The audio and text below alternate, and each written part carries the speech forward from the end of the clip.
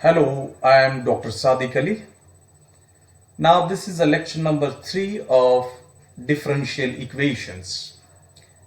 Now, dear students, in this lecture, we are going to study a special type of differential equation जिसका नाम है exact differential equations. So, there are several types of the differential equations, but now we are going to study exact differential equation. तो क्या लगता है आपको कि जब भी कोई डिफरेंशियल इक्वेशन हमारे पास आएगा तो उस इक्वेशन को सॉल्व करने के लिए सबसे पहले हमें ये सोचना पड़ेगा, ये देखना पड़ेगा कि क्या वो differential equation exact differential equation है या नहीं।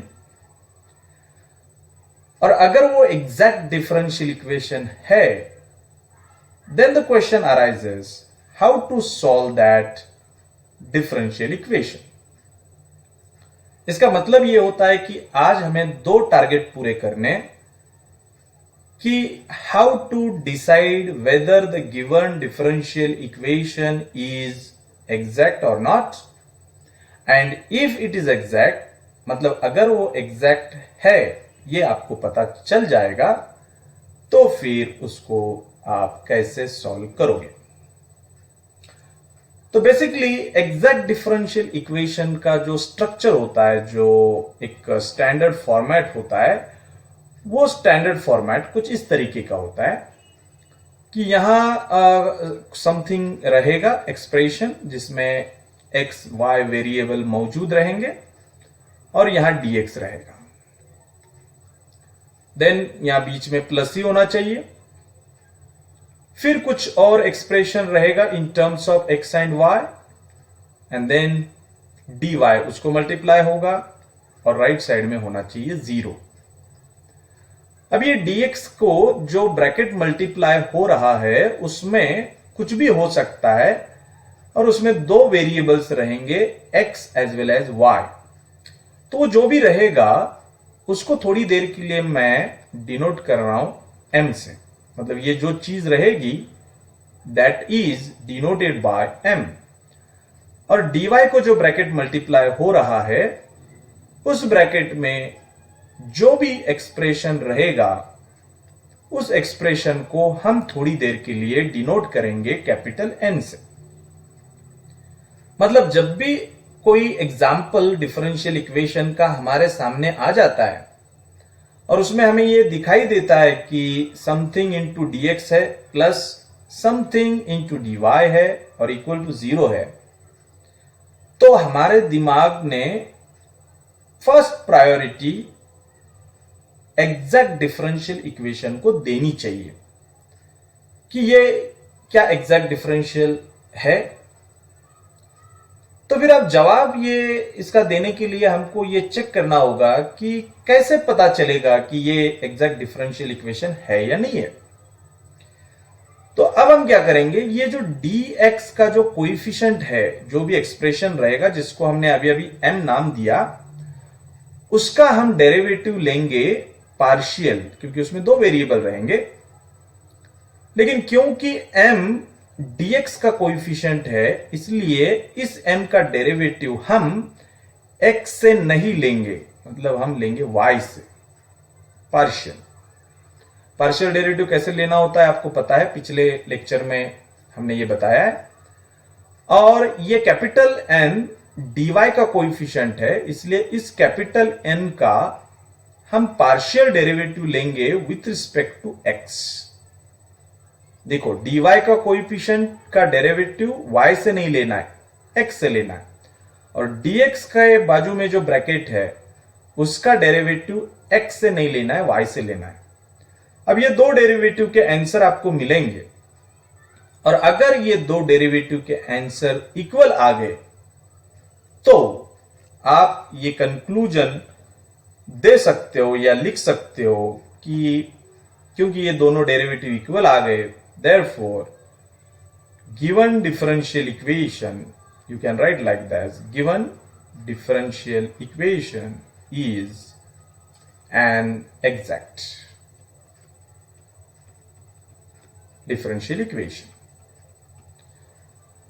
तो ये एक कंडीशन है, ये जो मैंने यहां लिखा है ये एक कंडीशन है वेरीफाई करने की, चेक करने की कि दिया गया इक्वेशन डिफरेंशियल, एग्जैक्ट डिफरेंशियल है या नहीं, ये जानने की। अब ये जानने के बाद हमें ये तो पता चल जाएगा कि ये एग्जैक्ट है। अब सवाल ये खड़ा होता है कि अगर ये एग्जैक्ट है तो इसको हम कैसे सॉल्व करेंगे। तो सॉल्व करने का मेथड इसका यूनिक है, स्पेशल है, और ये सिर्फ एग्जैक्ट डिफरेंशियल इक्वेशन जब होंगे उन्हीं के लिए यूज होता है।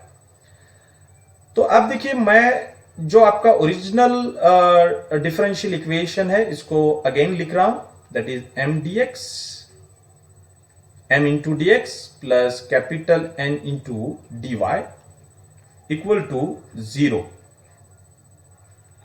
अब हम क्या करेंगे, ये जो फर्स्ट टर्म है, ये फर्स्ट टर्म का हम इंटीग्रेशन लेंगे, इंटीग्रेशन m dx, ठीक है, प्लस फिर दूसरा इंटीग्रेशन लिखेंगे, और दूसरे इंटीग्रेशन में यहां जो n है इसके अंदर जो भी एक्सप्रेशन रहेगा उसमें के वो सारे टर्म्स लेंगे जो फ्री फ्रॉम x है।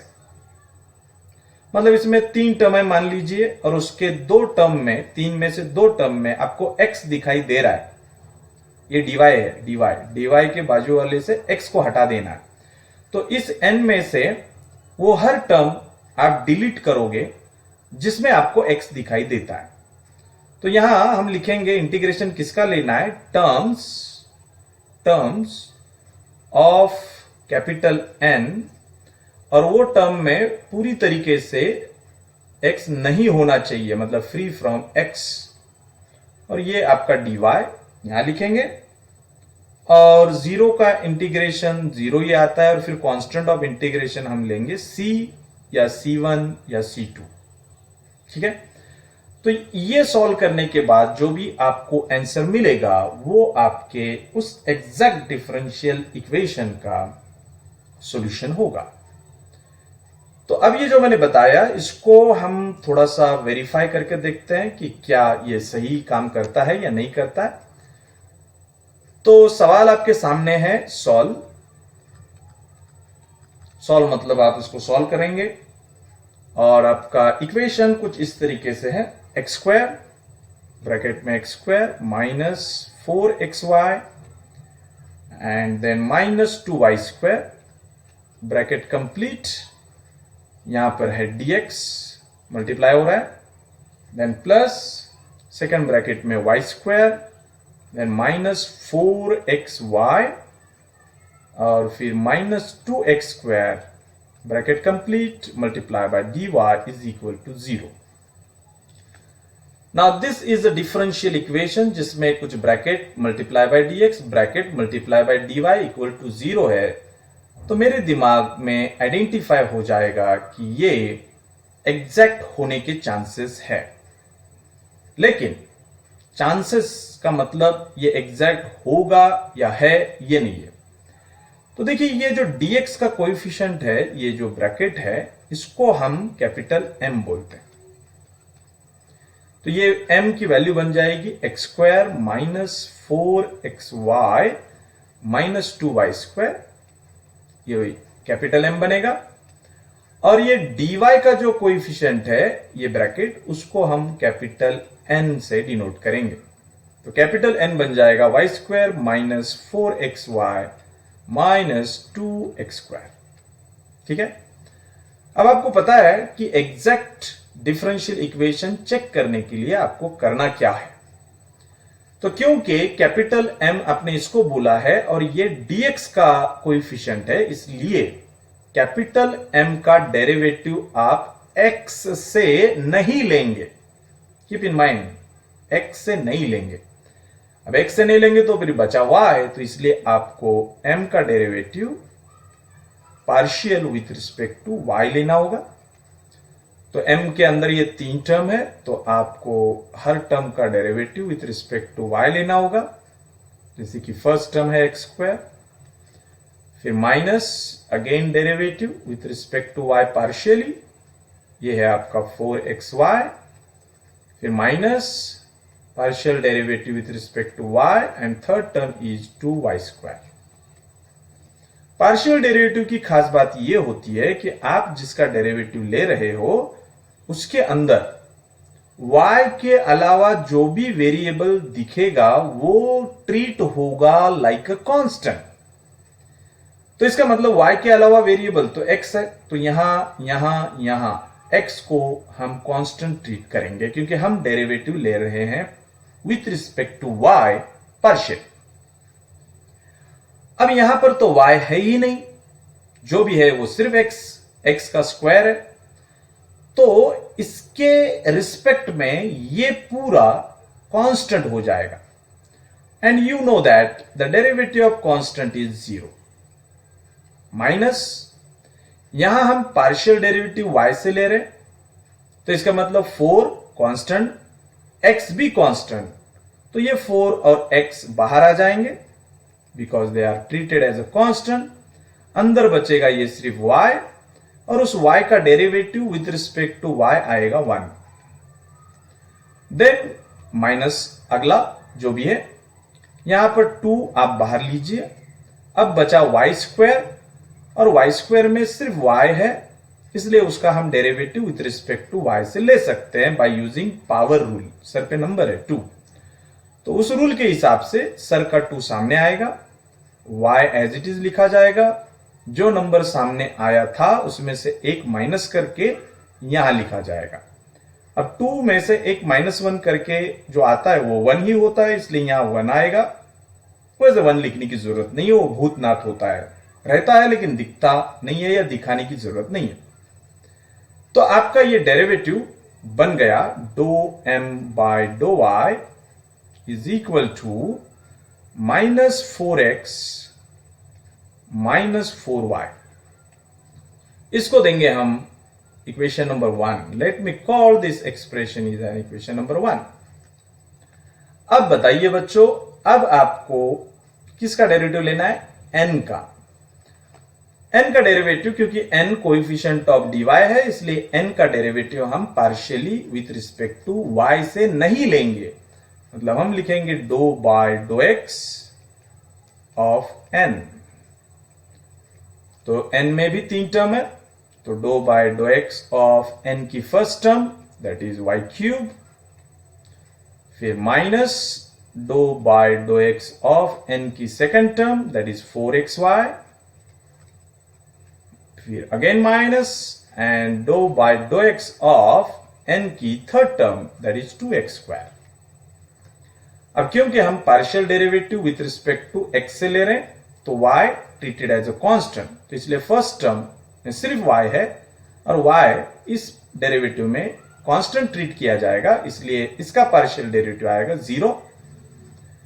यहां पर आप x से डेरिवेटिव ले रहे हो, इसलिए ये 4 और ये y दोनों कांस्टेंट ट्रीट किए जाएंगे, इसलिए ये 4 भी बाहर, y भी बाहर, अंदर बचेगा ओनली x। ऑलराइट, यहां पर ये 2 कांस्टेंट है, तो इसको हम डेरिवेटिव के बाहर लेते हैं और अंदर बचेगा डो बाय डो x के अंदर बचेगा x का स्क्वायर। ओके, तो अब इसके बाद क्या होगा देखिए, इट इज इक्वल टू, ये 0 का तो कोई सवाल ही नहीं खड़ा होता है, ये -4y, और x का derivative with respect to x होता है 1, देन ये -2, और यहां पावर का रूल इस्तेमाल करना पड़ेगा क्योंकि x के सर पे आपको पावर एक्सपोनेंट दिखाई दे रहा है।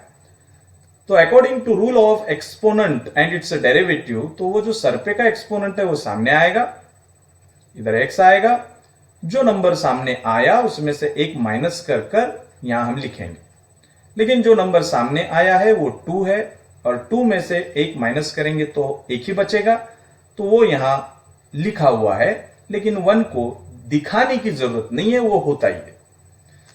तो आपको आंसर मिला -4y -4x। दोनों में माइनस टर्म है, इसलिए आप इसमें से ये माइनस करो या इसमें से ये माइनस करो, कुछ फर्क नहीं पड़ता है। इसलिए हम सेकंड टर्म को पहले लिखते हैं -4x और फर्स्ट टर्म को लास्ट में लिखते हैं। तो ये वैल्यू है dou(n/dou)x की, और इस वैल्यू को हम देंगे इक्वेशन नंबर 2। अब हमें चेक करना है कि इक्वेशन नंबर 1 में जो आंसर आया था वो आंसर और इक्वेशन नंबर 2 में जो आंसर आया था वो आंसर क्या इक्वल है या इक्वल नहीं है। तो बच्चों देख लीजिए, 1 में आंसर आया था -4x -4y। ये देखिए 1 में आपके डेरिवेटिव का आंसर ये आया था, और 2 में भी आंसर सेम आया है। इसका मतलब ये डेरिवेटिव और ये डेरिवेटिव दोनों इक्वल है, और ये जब इक्वल हो जाते हैं डेरिवेटिव तो इसका मतलब होता है कि ये इक्वेशन एग्जैक्ट डिफरेंशियल इक्वेशन है।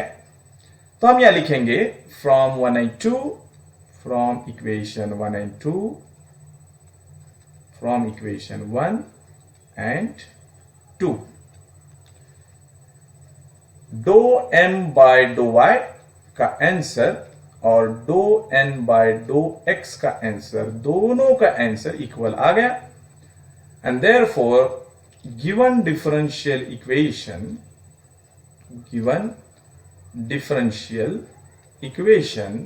Is an exact. ये कंक्लूजन हो गया। Now we want to find its solution, right. तो सॉल्यूशन के लिए देयरफॉर यहां लिखेंगे हम, therefore its solution is.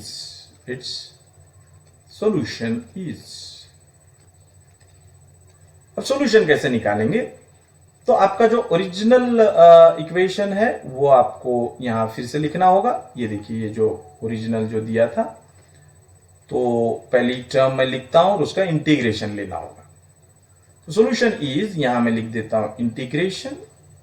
First term as it is पूरी लिखना है, तो फर्स्ट टर्म में था x² -4xy and then -2y², और ये dx भी था।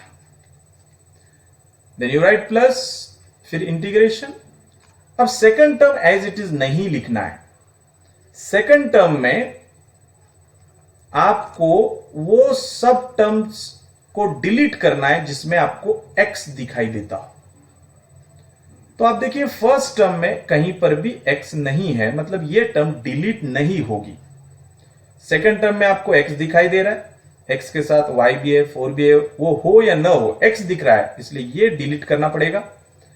और थर्ड टर्म में भी x दिखाई दे रहा है, इसलिए इसको भी डिलीट करना होगा।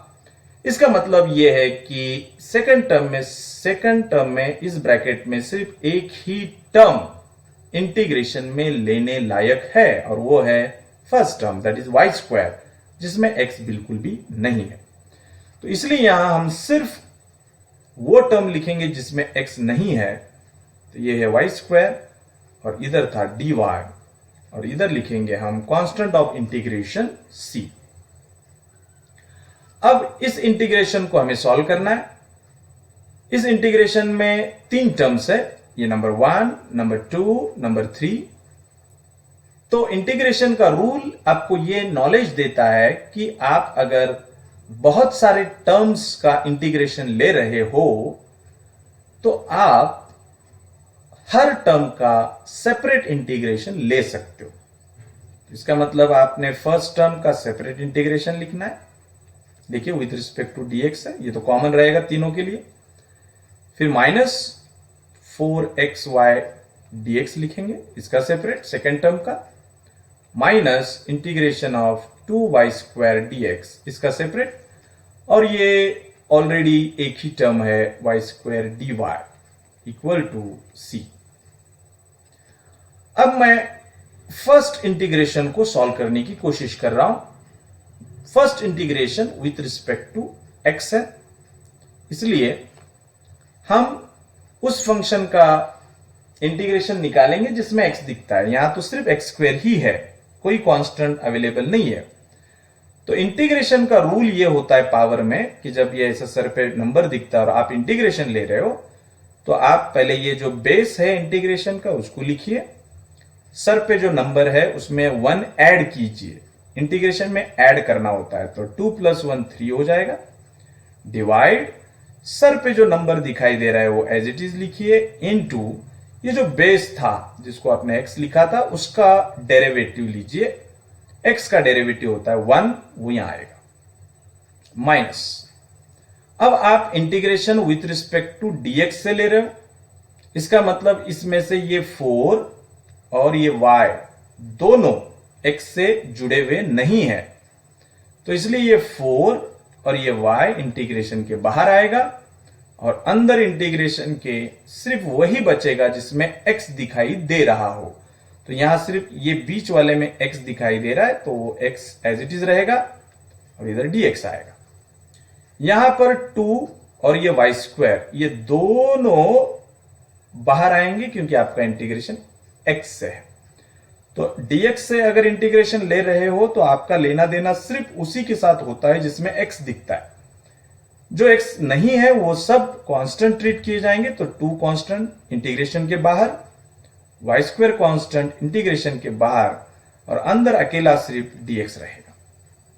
और यहां आप इंटीग्रेशन y से ले रहे हो, देखिए dy है, तो यहां भी अगर कोई x वाला होगा तो वो भी बाहर आ जाएगा, लेकिन फॉर्चुनेटली यहां पर कोई x की टर्म नहीं है, तो जो भी है वो एज इट इज लिखा जाएगा, that is equal to c।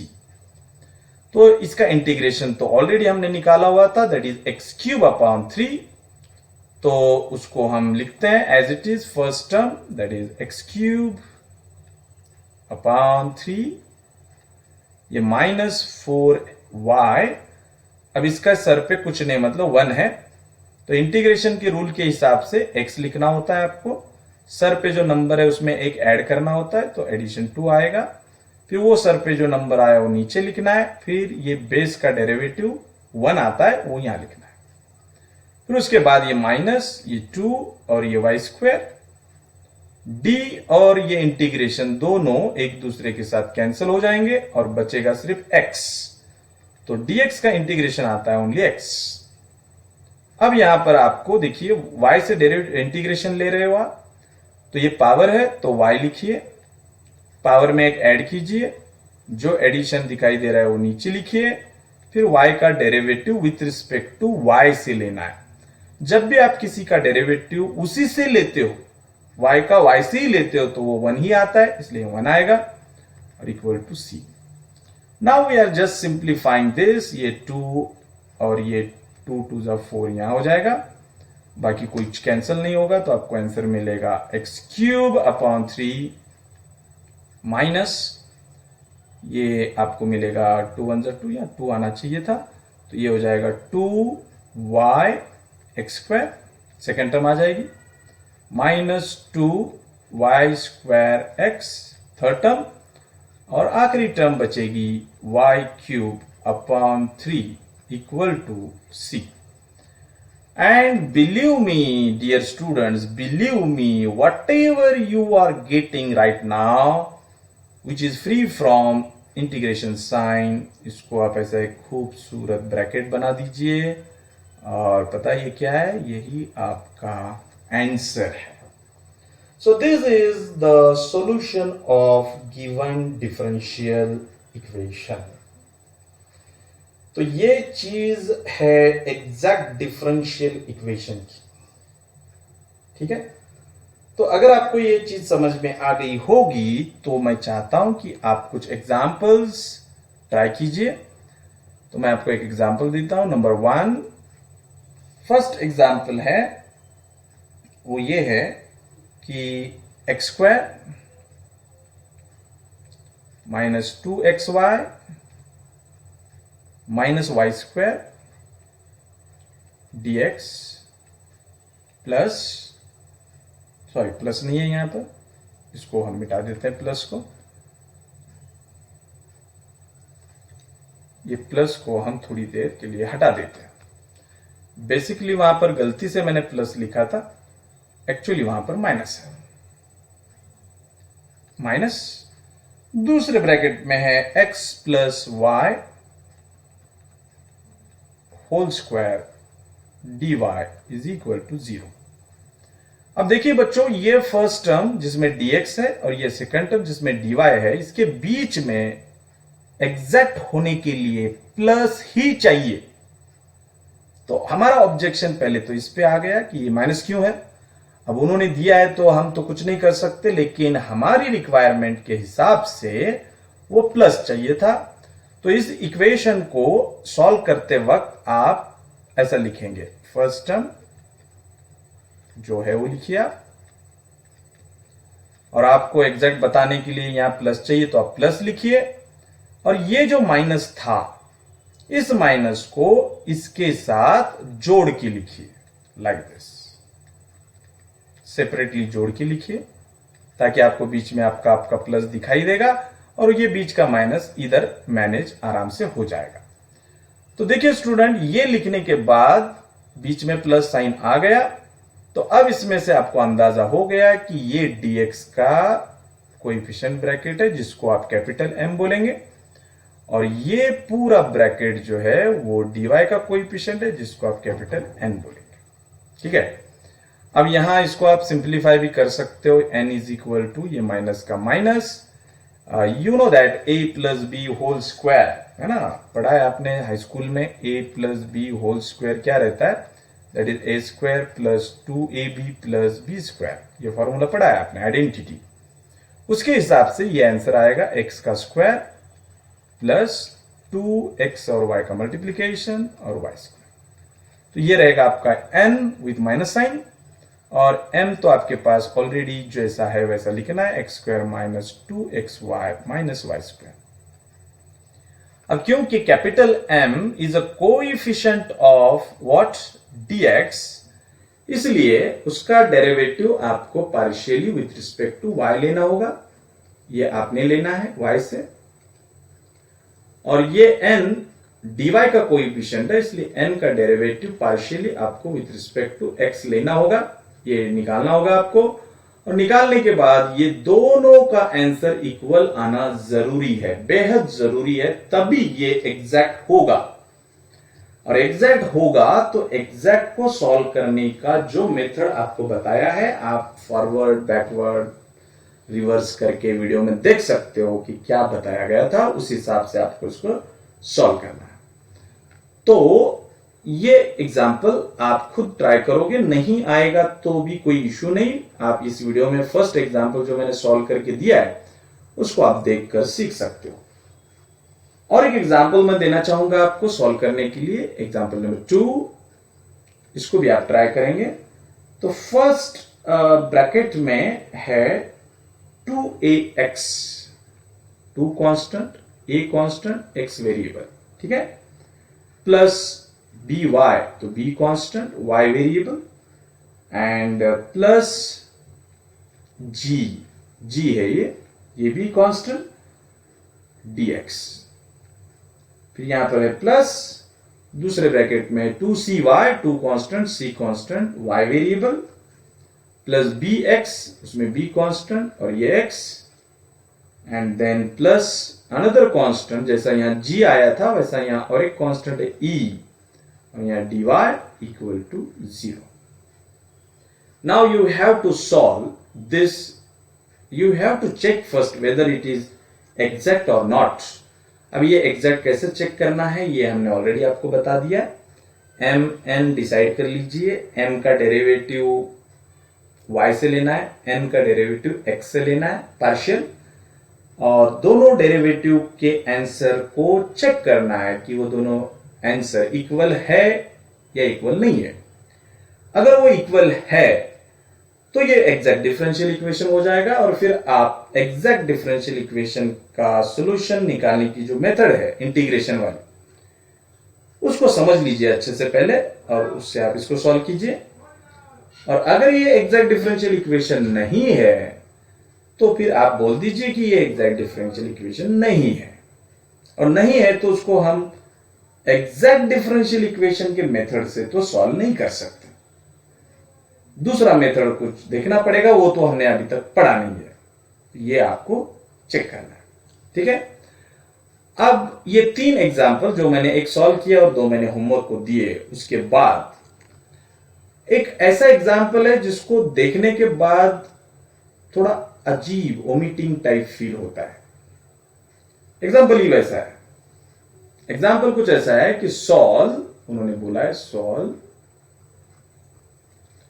और उन्होंने एक एग्जाम्पल दिया है x dx, ओके, यहां ये ठीक है, प्लस y dy, ये भी अच्छा दिख रहा है, लेकिन उसके बाद बहुत बुरा दिख रहा है। प्लस एक लाइन ड्रॉ किए, उसके नीचे x square plus y square लिखा है, और इसके ऊपर x d y minus y d x लिखा है, और इक्वल टू 0 लिखा है।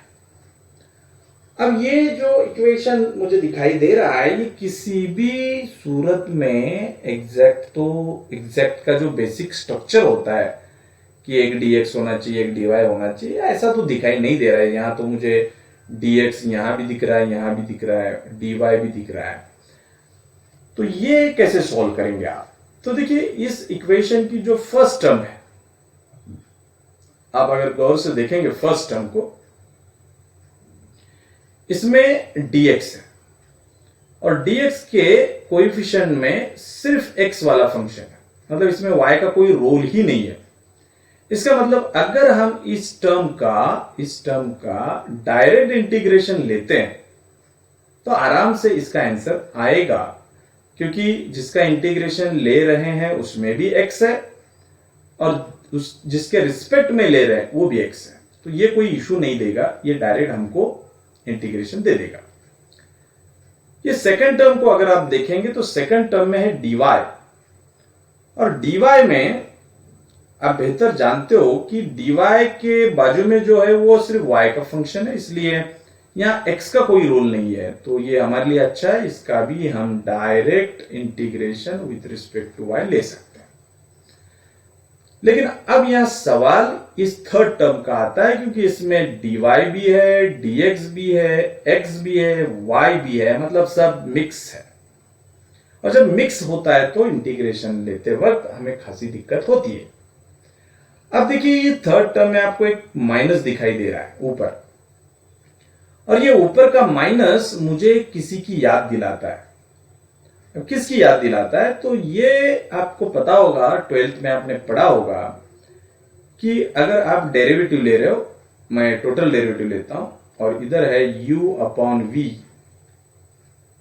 वैसे 12th में आपने d बाई dx लिया था, लेकिन वो ऑर्डिनरी डेरिवेटिव हो जाता है, वो भी ले सकते हो आप, लेकिन मैं आपको यहां समझा रहा हूं कि मैं जिसका डेरिवेटिव ले रहा हूं वो है u अपॉन v, और इसको बोलते हैं कोशेंट।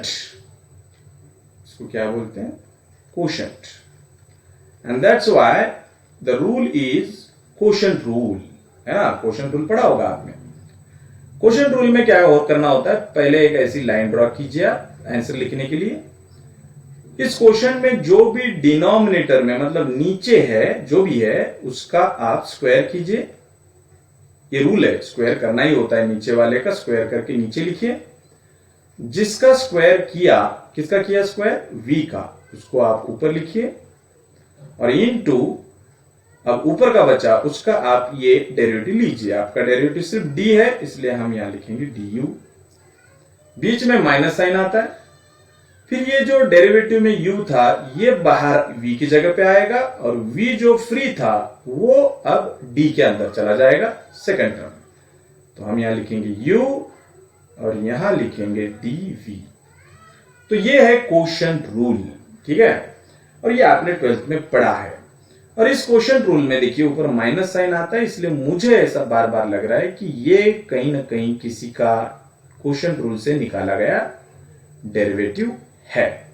ओके, लेकिन ये किसका डेरिवेटिव है, ये आपको ढूंढने के लिए आपको ये जो थर्ड टर्म है, मैं सिर्फ अभी देखिए फर्स्ट टर्म लिख देता हूं मैं, x dx as it is, इसका कोई इशू नहीं है इंटीग्रेशन लेने के लिए।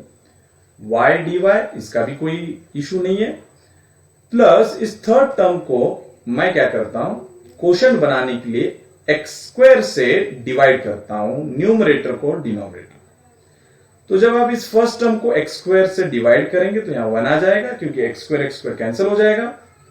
और आप सेकंड टर्म को डिवाइड करेंगे तो आपको कुछ ऐसा दिखेगा, y square upon x square.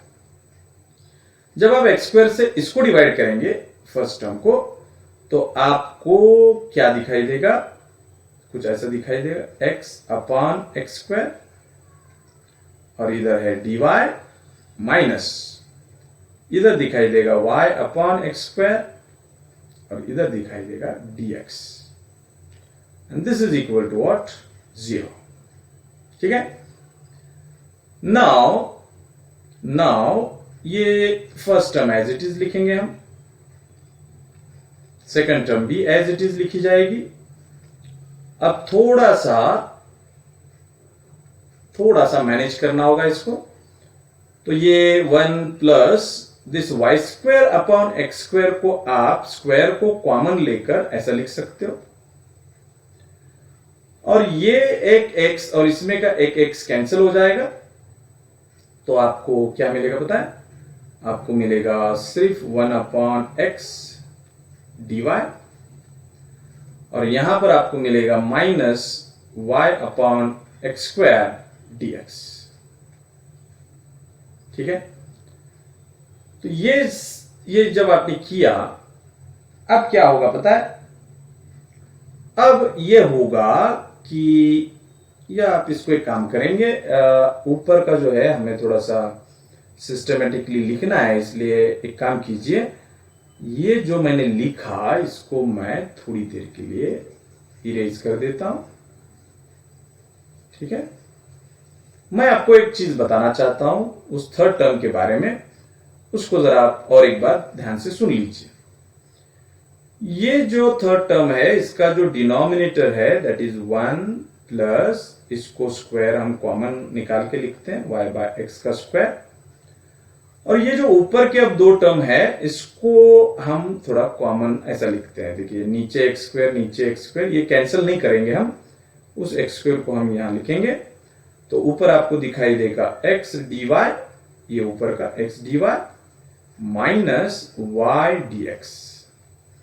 और आप गौर से इसके न्यूमरेटर को देखेंगे, आपको देखना है न्यूमरेटर को, ये जो न्यूमरेटर है ये इसको आप देखिए, ये एग्जैक्टली इसके जैसा है, सिर्फ यहां v की जगह x लीजिए और u की जगह y लेंगे तो बराबर ऐसा ही दिखेगा। ठीक है। मतलब इसके जगह पर हम d of y by x लिख सकते हैं, ये इक्वल टू 0 है। तो देखिए बच्चों, अब हमारा काम थोड़ा सा आसान होते हुए दिख रहा है हमें। अब क्या हो जाएगा, ये फर्स्ट टर्म हो जाएगी as it is, second term जो है ये y था, y dy as it is, plus ये लाइन जो भी डिनोमिनेटर है वो as it is y upon x whole square, और ऊपर का जो है वो हम लिखेंगे d of y by x। तो क्वेश्चन रूल के हिसाब से इसका आंसर ये आता है, इसलिए इसके जगह पर हमने ये लिखा इक्वल टू 0। ओके। अब इससे फायदा क्या हो गया थर्ड टर्म में, कि नीचे 1 है, प्लस है, और किसी का स्क्वायर है, और नीचे जिसका स्क्वायर है उसी का ऊपर डेरिवेटिव है।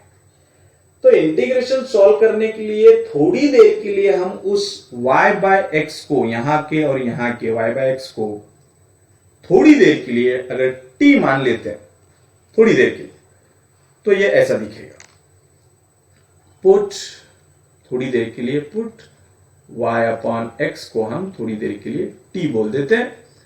तो आपकी फर्स्ट टर्म मिलेगी x dx, सेकंड टर्म मिलेगी y इंटू dy, और तीसरी टर्म मिलेगी आपको t रखने के बाद ये बन जाएगा dt, और ये बन जाएगा 1 plus t square equal to 0।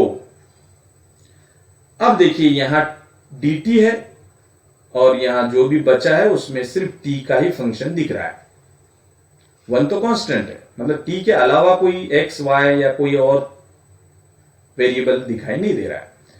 तो इसका मतलब मैं इंटीग्रेशन सबका आराम से निकाल सकता हूं। तो अब हम कमांड देंगे इंटीग्रेटिंग इंटीग्रेटिंग ऐसी कमांड देंगे और हर टर्म का इंटीग्रेशन सेपरेटली निकालेंगे। तो ये फर्स्ट टर्म है x dx, उसका इंटीग्रेशन लिखते हैं। सेकंड टर्म है y dy, उसका इंटीग्रेशन लिखते हैं। और तीसरे में वेरिएबल है dt, तो यहां लिखते हैं 1/1 प्लस टी स्क्वायर, और ये आपका dt इधर लिखता हूं इक्वल टू 0 का इंटीग्रेशन 0 आएगा और कांस्टेंट ऑफ इंटीग्रेशन c आएगा। अब टारगेट है फर्स्ट टर्म का इंटीग्रेशन सॉल्व करना। आपको पता है x के सर पे 1 होता है, मतलब ये पावर का रूल यूज होगा। इंटीग्रेशन में जो पावर होता है ओरिजिनल, उसमें एक ऐड करना है आपने, 1 + 1 2 हो जाएगा। जो सर पे नंबर दिखाई देगा वही नीचे लिखना है 2, और फिर x का डेरिवेटिव लिखना है 1। ये हो गया फर्स्ट टर्म का इंटीग्रेशन। सेकंड टर्म में y के सर पे 1 है तो 1 + 1 2 लिखेंगे, नीचे वो सर पे का नंबर 2 और y का इंटीग्रेशन y का derivative with respect to y 1। अब सवाल है इसको कैसे सॉल्व करोगे, क्योंकि इसमें पावर तो है लेकिन 1 प्लस से जुड़ा हुआ है। तो 12th में आपने ये फॉर्मूला पढ़ा है, मैं आपको याद दिलाता हूं फॉर्मूला क्या था। फॉर्मूला ये था, मैं आपको याद दिलाता हूं, देखिए ये 3 फॉर्मूले आपने 12th में पढ़े थे। 1/x² + a² dx, ये पढ़ा था आपने। और एक फॉर्मूला इसके साथ x² - a² dx, और तीसरा फॉर्मूला एक था 1/a² - x² dx। तीनों फॉर्मूले एक साथ ही शायद आपने पढ़े होंगे, या नहीं पढ़े होंगे तो अभी पढ़ लीजिए, ये 12th का है। तो ऊपर 1 चाहिए, नीचे 2 टर्म चाहिए। देखो 1 2 टर्म, 1 2 टर्म, एक दोनों टर्म का स्क्वायर चाहिए। देखिए square square square square square square. एक टर्म में वेरिएबल दिखना चाहिए, एक टर्म में कांस्टेंट दिखना चाहिए। तो यहां पर a कांस्टेंट है, a कांस्टेंट है, यहां पर भी a कांस्टेंट है। तो इसके आंसर तीनों का एक साथ लिखेंगे हम, 1 by that constant a, 1 by constant a, 1 by that constant a। अब क्योंकि यहां बीच में माइनस साइन है, यहां और यहां 2 और 3 में माइनस है बीच में, और बीच में जब माइनस होता है तो इसके फैक्टर्स निकलते हैं। आपने बचपन में ये फॉर्मूला पढ़ा होगा, a² - b² is equal to a + b, एक फैक्टर आएगा और a - b दूसरा आएगा। तो ये पॉसिबल होता है बीच में के माइनस साइन की वजह से। तो यहां पर बीच में माइनस है, मतलब इसके फैक्टर्स पक्का निकलेंगे। कितने? 2 निकलेंगे ऐसा, ये पहला और ये दूसरा। तो इसलिए यहां 2 लिखना है। इसके भी 2 फैक्टर आएंगे क्योंकि बीच में माइनस साइन है, तो यहां पर भी हम 2 लिखेंगे। अनफॉर्चुनेटली यहां पर माइनस नहीं है, इसलिए इसके फैक्टर नहीं निकलेंगे, इसलिए यहां हम कुछ नहीं लिखेंगे, तो ये a ही रहेगा। तो जिसके फैक्टर निकलते हैं ना ये दोनों, इसका आंसर लॉग में आएगा। लॉग ऑफ 2 खड़े लाइन 1 आड़ी लाइन, मतलब इसको मॉड बोलते हैं हम। ये भी लॉग ऑफ 2 खड़े लाइन 1 आड़ी लाइन। अब यहां फर्स्ट है x का स्क्वायर, तो यहां आप x लिखिए, स्क्वायर मत लिखिए, यहां a लिखिए। यहां पर भी x, यहां पर भी a। कांस्टेंट को माइनस साइन है इसलिए ऊपर माइनस लिखना है, और इसका अपोजिट, सॉरी इधर जो है ये इधर कांस्टेंट को यहां कुछ नहीं, मतलब प्लस साइन है तो ऊपर प्लस लिखना होगा और यहां माइनस लिखना होगा। यहां पर x लिखना है, a लिखना है, x लिखना है, a लिखना है। कांस्टेंट को माइनस साइन है देखिए, इसलिए ऊपर के फैक्टर को माइनस देना है और नीचे के फैक्टर को उसका अपोजिट देना है। तो ये इन दोनों का आंसर आएगा, और इसका आंसर आएगा tan इनवर्स ऑफ, ऊपर वेरिएबल जो भी है वो लिखा जाएगा, सिर्फ वेरिएबल, और नीचे कांस्टेंट लिखा जाएगा, दैट इज a। तो अब हमारे एग्जाम्पल में ये फॉर्मूला यूज होने वाला है, क्योंकि बीच में प्लस था और a के जगह 1 है। देखिए मैं दिखा देता हूं आपको, ये देखिए t वेरिएबल है, t का स्क्वायर प्लस है, और ये 1 मतलब ये 1 का स्क्वायर लिख सकते हो आप। तो यहां पर आप 1/a लिखोगे, a मतलब 1 है। फैक्टर्स तो आते नहीं, इसलिए यहां 2 मल्टीप्लाई नहीं होगा। यहां आ जाएगा tan इनवर्स, ऊपर आएगा वेरिएबल, आपका वेरिएबल t है, नीचे आएगा कांस्टेंट दैट इज 1 और equal to c। So finally we got x² 2 plus y² 2 और प्लस tan इनवर्स अब ये जो t है इसको मैं नहीं जानता हूं अभी, क्योंकि मैंने t थोड़ी देर के लिए इस्तेमाल किया था। अब t की जो ओरिजिनल वैल्यू है वो हम t की जगह बैक सब्स्टिट्यूट करेंगे और इक्वल टू मिलेगा c। अब देखिए इस एक्सप्रेशन में सारे इंटीग्रेशन हमने निकाल दिए, इसलिए ये हमारा फाइनल आंसर रहेगा। तो इसको हम ब्रैकेट करेंगे अच्छा सा लाइक दिस, ताकि दिखने में भी डेकोरेटिव दिखता है। और फिर हम लिखेंगे कि it is what required solution, it is required solution. ये सारे एग्जाम्पल जो मैंने 2 सॉल्व करके दिए हैं और 2 आपको होमवर्क के लिए दिए थे, तो ये चारों एग्जाम्पल बच्चों आपने समझना है। इसको 2 बार 3 बार जितनी बार आपको सुनना है आप इस वीडियो को देख सकते हो, और फिर बिना देखे इसके आपके नोटबुक में नोट्स बनाने हैं बिना देखे, और फिर आप उस नोट्स की पीडीएफ बनाएंगे और मुझे गूगल क्लासरूम पे रिटर्न करोगे। तब जाके आपका असाइनमेंट पूरा होगा और आपकी इस लेक्चर की अटेंडेंस भी काउंट की जाएगी। जब तक आप अपनी पीडीएफ मुझे रिटर्न नहीं करते हो तब तक ये समझा जाएगा कि आपने वीडियो देखा ही नहीं है। और इसलिए जब एग्जाम फॉर्म भरने की वक्त आपको मुझसे अटेंडेंस सर्टिफिकेट लेना होगा, उस वक्त आपने अगर पीडीएफ मुझे भेजे नहीं है तो आपकी एब्सेंसी को हम काउंट करेंगे और फिर आपको प्रेजेंट का रिपोर्ट नहीं मिलेगा और शायद आप उसकी वजह से एग्जाम फॉर्म भी न भर सके। तो इसको सीरियसली लीजिए और पढ़िए, समझिए और नोट्स बनाकर रिटर्न कर दीजिए। अगर इसको आपको कोई भी दिक्कत है, कोई डिफिकल्टी है अंडरस्टैंडिंग में, कुछ पूछना चाहते हो आप, वैसे तो मैंने पूरी कोशिश की है कि आपको हर चीज समझ में आए, लेकिन फिर भी अगर इसमें कोई दिक्कत आपको लगती है तो आप मुझे गूगल क्लासरूम पे कमेंट कर दीजिए, तो फिर उस दिक्कत को कैसे सॉल्व करना है ये हम देखेंगे। तब तक के लिए ध्यान रखिए खुद का। Good bye.